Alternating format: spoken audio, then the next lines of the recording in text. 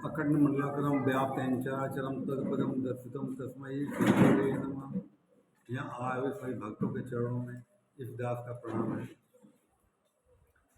जैसे नाना प्रकार का नदियों का जल समुद्र समा लेता है, उसमें हलचल नहीं होती है, वो परेशान नहीं होता है, इसी तरह अपने हृदय को इतना विशाल बना लो, अपने सारी परेशानियों को अपने हृदय में समा लो।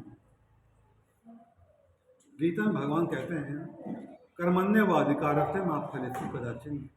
हे अर्जुन, तेरा कर्म करने में अधिकार है, उसके फलों में कभी नहीं। कर्म हम सभी करते हैं, लेकिन उसका फल भविष्य में छिपा होता है। माना हमने गेंद ली, गेंद को उछाल दिया, हमने कर्म कर दिया। अब कैच कर पाएंगे या नहीं कर पाएंगे हमारे हाथ में नहीं है। गेंद कहाँ गिरेगी हम नहीं जानते, गेंद किस दिशा में जाएगी हम नहीं जानते, गेंद कहाँ रुकेगी हम नहीं जानते, वो भविष्य में छिपा हुआ है। गीता में अर्जुन भगवान कृष्ण पूछता है स्थिति पर व्यक्ति कैसा होता है, उसके लक्षण क्या होते हैं, वो मान अपमान में सम कैसे रहता है। वो है कृष्ण कहते हैं जो पुरुष प्रिय को प्राप्त होकर हर्षित नहीं होता, अप्रिय को प्राप्त होकर दुखी नहीं होता, वह स्थिर बुद्धि है। अगर कोई आपका अपमान करता है, आपको बुरा भला कहता है, कहीं ना कहीं उसमें आपकी गलती है, जो उसके मन में ऐसा भाव उत्पन्न हुआ, वह आज में उद्विग्न नहीं होता है, क्रोध नहीं करता है, वह उसका कारण स्वयं को समझता है। कड़वी बात सुनकर भी जो यह समझता है कि उसका कारण मैं ही हूँ, वह स्थिर बुद्धि है।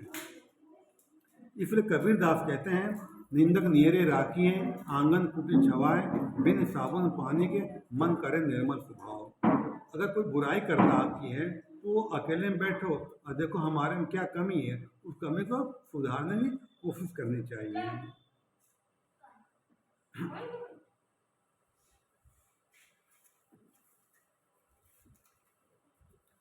सुबह शाम तक जो कर्म करते हैं आप लोग, रात में सोते में चिंतन करें हमसे कोई गलती नहीं हुई है, हमने कोई दिल तो नहीं दुखाया है, हमने कोई परेशान तो नहीं किया है।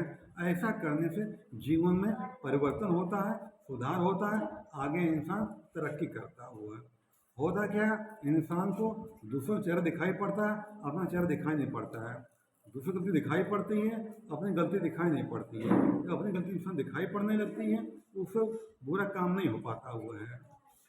हमारे हर कर्मों को परमात्मा देख रहा है, ऐसे कोई कर्म करें न करें कि किसी को तकलीफ हो। ठीक है, इस बातों में धन्यवाद देना चाहूँगा।